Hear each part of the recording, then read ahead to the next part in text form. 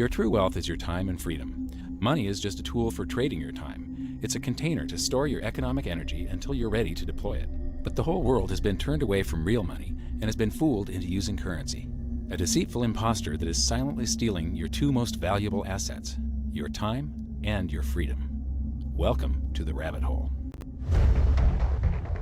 We are entering a period of financial crisis that is the greatest the world has ever known. The wealth transfer that will take place during this decade is the greatest wealth transfer in history. Wealth is never destroyed, it is merely transferred, and that means that on the opposite side of every crisis there is an opportunity. The great news is that all you have to do to turn this crisis into your great opportunity is to educate yourself.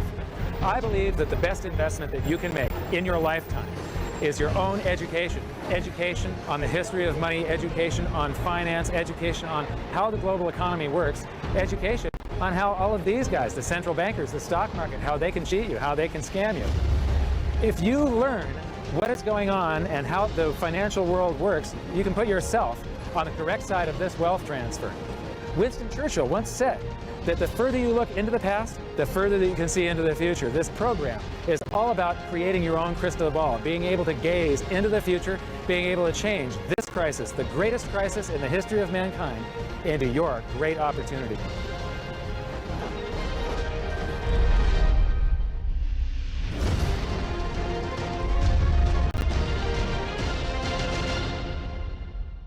The hidden secrets of money, some of them are hidden in plain sight. They're like right in front of you.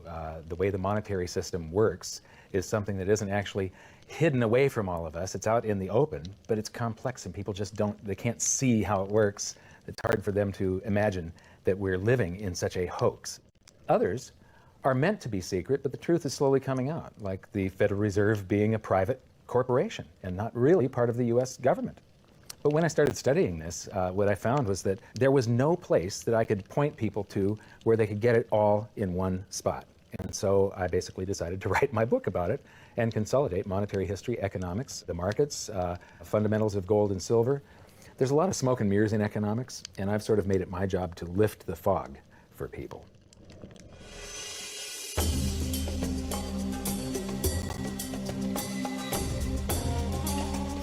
Welcome to Egypt. This is where it all began. Roughly 5,000 years ago, the Egyptians started using gold and silver as their predominant form of currency. But it was not yet money. The pieces of gold and silver that they were using were odd sizes and weights, odd purities, so it still was not interchangeable, where each unit is the same as the next. This meant that nothing really had a price yet. You couldn't put a price of so many coins on something because they didn't have coins yet. Trade was still difficult. It was still a guessing game when it came to the exchange of values. One of the reasons that we are in the financial mess that we are today globally is that people do not understand the difference between currency and money.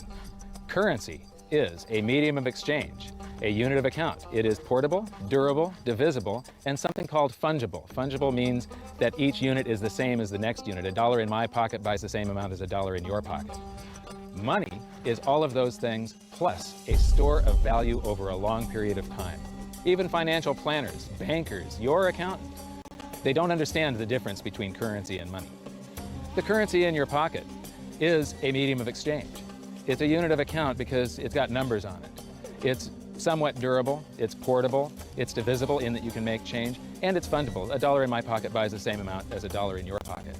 But because governments can print more and more and more of it and dilute the currency supply, it's continually transferring wealth out of your pocket, out of your bank account, to the government and to the banking system.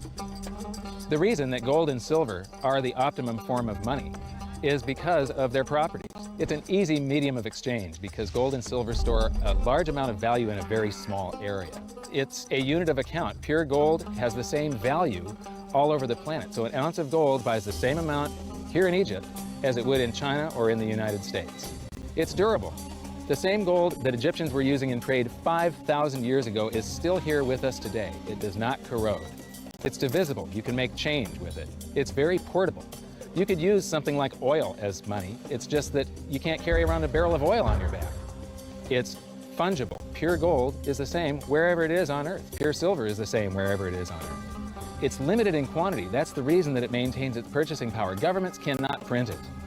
Over the last 5,000 years, only gold and silver have maintained their purchasing power. There have been thousands upon thousands of fiat currencies, currencies that are unbacked by gold or silver, and they have all gone to zero. It's a 100% failure rate. Well, fiat currency, of course, is a currency that exists at the dictate or by fiat from a government. You say they have their printing presses, and the paper money rolls off the printing presses, and then they give it the fiat designation, which makes the currency official. It's just worthless paper. But when Ben Bernanke gives it the special sign, and they have the cult meeting at the Federal Open Market Committee meetings, it suddenly becomes currency. If you look at what's really going on, it's a con game. And so there's confidence. Well, the Federal Reserve is very forthright about what they're doing. If you read their websites, they'll tell you it's a confidence game. They tell you that there's no intrinsic value in their money. They'll tell you that they print it backed by absolutely nothing. They actually display all these facts. But if you tell somebody in the public that this stuff is created out of thin air, there's no backing whatsoever, it's absolutely worthless, it's about as valuable as monopoly money, they'll look at you like you're nuts. Is there an example throughout history of a fiat currency, a piece of paper that's unbacked by anything, surviving? Short answer, no. Long answer, no. And here's why. When Addison Wiggin took over at the Daily Record, when they got cranked up, Bill Warner asked him to catalog all of the fiat currencies throughout history and what happened to each of them. Addison dutifully went to work. Within a short period of time, he had gone through the alphabet. All the fiat currencies that started with the letter A were done. They all went to zero. He was halfway through the letter B, and all the fiat currencies that started with the letter B, and there were 600 of them in just the first letter and a half of the alphabet, and every single one of them went to zero. Every one. 600 fiat currencies that start with the letter A, and half of the ones that start with the letter B are 600 of these things. Not one ever came close. You think this one, the United States dollar, is going to be the first one after all that? I don't think so. No. No currency, fiat currency has ever survived. None.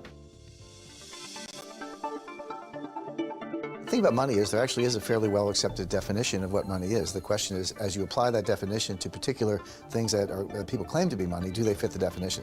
We'll just take the paper dollar, for example. How well does it perform those functions? Well, store of value. The dollar has lost 95% of its purchasing power since the creation of the Federal Reserve in 1913. So not very good as a store of value. One of the things I do is, just a way to get the audience's attention, is I have a slide, and there are three pictures on the slide. One is a pile of monopoly money. The other one is a pile of Federal Reserve notes, what Americans would call paper money. And the other one is a solid gold American Eagle 1 ounce coin.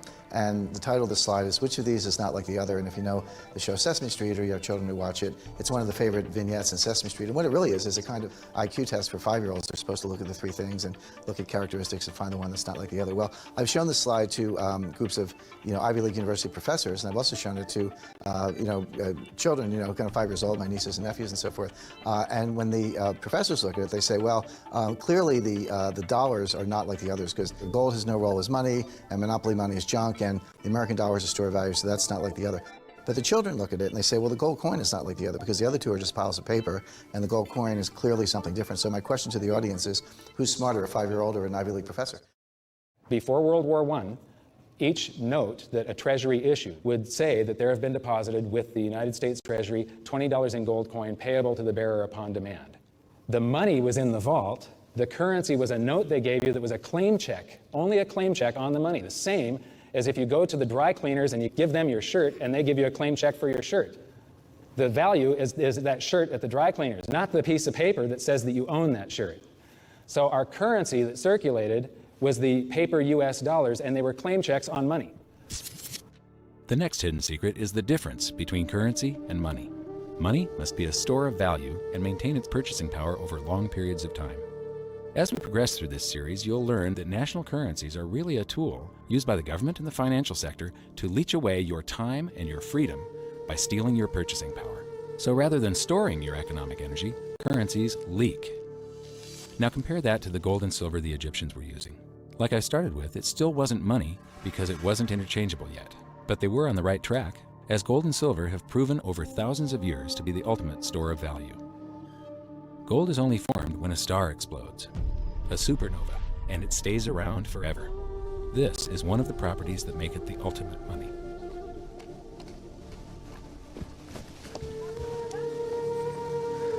People are amazed that after 5,000 years, the pyramids are still here. But what I'm more amazed at is that the currency that the people that built this were using, that currency, that gold and silver that they were using in trade on a daily basis, is still around today. It may have been melted down and re-refined, and it's in a coin or a bar or in some piece of jewelry, but it's still with us today, and it still purchases something. Yes, it is the ultimate money because there is nothing else even in the same league. It's divisible, it's permanent, it's a store of value, it's a unit of account. It's got everything you want out of money, but it doesn't go away, and it can't be increased. That is what makes gold the most beautiful money of all. What more could you ask out of a money? It keeps governments under control. You can maintain a solvent system. Governments don't like gold at present because they're getting away with the fiat currencies, and they'll do everything they can to discredit it as an asset class. I mean, my goodness, gold has outperformed the Dow Jones Industrial Average in each of the last 7 years, yet it's not considered a legitimate asset class. Why? Again, it's the fear that maybe gold will be imposed on the system, that it will constrain government ability to spend beyond its means. They can't print it. They can't print it, no. The proper definition of inflation, I use Milton Friedman's definition. Inflation is an expansion of the currency supply. Deflation is a contraction of the currency supply. If you expand the currency supply, eventually prices will rise. And if you contract the currency supply, eventually prices will fall. This is a pool, but it's not a pool of water. This is the currency pool. And these are prices. And if you expand the currency supply, prices like a sponge in water have to rise to suck up the excess currency. Governments never stop printing more currency and adding currency to circulation. Therefore, prices keep on going up, not because the stuff that you're trying to buy is changing. The real estate doesn't change. What has changed is the currency purchases less and less. It's the currency going down, not prices going up. The truth is, what we have that makes our world work right now is a big story. None of it's real. It's all just promises. And if you think about it, that's how currency began to work in the beginning. You know, before we had currency, we had barter. I'll give you 3 coconuts and you give me 4 fish, because that's kind of a fair exchange on coconuts to fish. But that got complicated, so we had to invent this thing called money to be a divisible, portable medium of exchange. And the challenge is that we lost that a long time ago. We lost having things of value be our currency. Now we have this thing called numbers and accounts. But trust me, it is not real. It's a big made-up story. One of the biggest make-believe stories ever is called quantitative easing, which sounds complex, but it's really just a smoke and mirrors term for currency creation. QE started with the banking bailouts back in 2009. This currency was created out of thin air and then given to the banks, who paid themselves record bonuses in reward for crashing the world economy. This is a global phenomenon, but all you have to remember for now is that whether it's QE bailouts or stimulus programs, these are all just voodoo, hocus-pocus terms for increased currency creation. I believe gold and silver will reassert themselves as money. And when they do, there just isn't enough, and their purchasing power is going to go up many, many, many times. Egypt is an amazing place. There's a franticness about it, utter chaos, especially like the traffic. But when it comes to like all of the merchants that are trying to get every last dime out of you, you get fleeced to the point where you come back with an empty wallet. But you know what? They're amateurs compared to Wall Street. In the past several years, I've spoken in many countries about the crisis that's coming, and a lot of people think that they're going to be okay in their country, that it's only going to happen to the United States or maybe the United States in Europe. But what they don't realize is that this is a global phenomenon. I got to show you something here. This is base currency in the United States. This is the number of paper dollars that exist, basically. It took 200 years to go from no dollars in existence to 825 billion. And then we had the bailouts, and then we had QE1, quantitative easing 1, then QE2, and then we had QE3, and then QE4, and then soon we're going to have QE57 and QE382. And it isn't just here. This is what the Canadian currency supply looks like. This is Australia, South Africa, Russia. Now, this starts out in just the year 2001, and this is like 18 times more currency in existence in a little over a decade. Here's Singapore, same story. Look at that, since the crisis, just bam. India, China, every government on the planet is doing this insane deficit spending and expanding their currency supplies, doing bailouts, and history shows that there is no example of this turning out well. It is sometimes amazing that we haven't experienced more inflation than we have. if they keep expanding the money supply so vastly, why aren't our prices growing faster than they really are? And the answer is that a good chunk of the money that the Fed created has been shipped overseas. I remember early in my research, I heard this expression that the Americans have exported their inflation. I thought, what is that? How can you export your inflation? Put it in a box and send it, what do you do? Well, now I understand. You export your inflation by simply sending all these dollars that you created to these other countries, and then they send you their refrigerators and their cars and whatever, their TV sets. So you get hardware, and they get little pieces of paper. It's a great deal for the American people for a while. For a while. Sooner or later, all of those pigeons come home to roost. When the time comes, as it looks like it's now coming, when the rest of the world is saying, we don't want to play this game anymore, Uncle Sam's dollars are just becoming worthless, there are too many of them, we've got to find something else other than American dollars, then those dollars start to come back to America. People that we don't want them anymore, what do we do with them? Once this revs up and we've got this little trickle of money coming back that we previously exported, once it becomes a flood and it starts to rush back, now we are getting our former exported inflation brought back to us, and then we'll see the quantity of money inside the United States grow much more rapidly even than the Federal Reserve can create it, because we're getting a previous money back.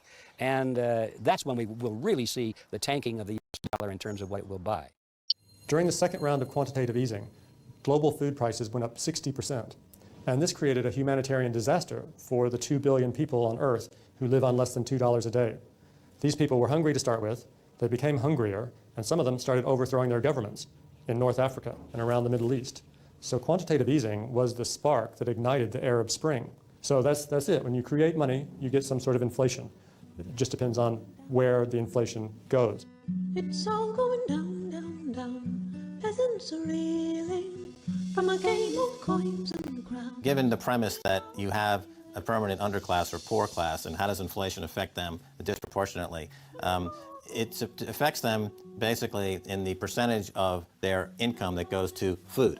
And we see this as a ratio, and we know that there are some danger points. For example, in Egypt recently, once that ratio got to 40% of income going to food and the price of food rising due to inflation, when it got to 40%, that's historically a point where people actually stage a revolution. That's exactly what we saw. The French Revolution, similarly, was all around the price of food getting to a certain critical point where people simply, the risk-reward for revolution was favorable toward revolution. When they print it up, then it all goes down. Well, exactly right, because when you have a runaway inflation, it's punishing the very people who are most productive in society. In other words, the people that produce more than they consume and save the difference. The problem is that those productive people, the savers, save in their national currency. And unfortunately, the national currency is just a fiat piece of paper at this point. So when it's destroyed through runaway inflation, that $100,000 that you were hoping to retire on doesn't exist. And the things that you were going to buy with it and provide for others don't exist either. Now what are you going to do? So that all seems pretty scary. However, this is going to happen. And you can only play the hand that you're dealt. But the great news is that gold and silver always end up doing an accounting of the expansion of the currency supplies. Basically, the will of the public and the free markets. When governments do this kind of stuff to their currency supply, they debase it. Eventually, it comes back in inflation. People sense the loss of their purchasing power. They rush back to gold and silver, and they bid the value of the gold and silver up in the country until it meets or exceeds the value of all the currency in circulation. This is a process that's been going on over and over again throughout history. Except this time, it's happening on a global scale. It has never before happened in all countries at once. And that means that this is the greatest wealth transfer in history. Therefore, it's the greatest opportunity in history, and it's not going to happen again in your lifetime. So now we've learned that your true wealth is your time and your freedom. Money is a trading tool that stores the economic energy that is your time and freedom, whereas currencies leak them away. Gold and silver are the ultimate money simply because of their properties. Fiat currencies are based solely on confidence and always return to their intrinsic value of zero. Governments don't like gold because it imposes restraint. Rising prices are a symptom of an expanding currency supply, and gold and silver always account for an expanding currency supply. So that's it for this episode. Join me next time as we begin to investigate how monetary history just repeats and repeats, and how gold and silver always win the battle between currency and money. Until then, my challenge to you is to stop calling currency money. It's a crucial first step towards setting your mind free of all this economic voodoo and changing your context. You can learn more by watching the bonus features on our website, and if you have any questions, you can post them there, and we'll answer some of your questions in future bonus features. So good luck, thanks for watching, and we'll see you next time.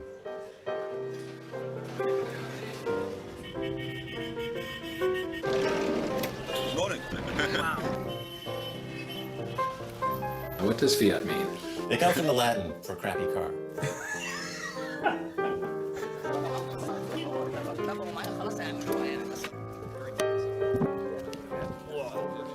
In the desert in a suit.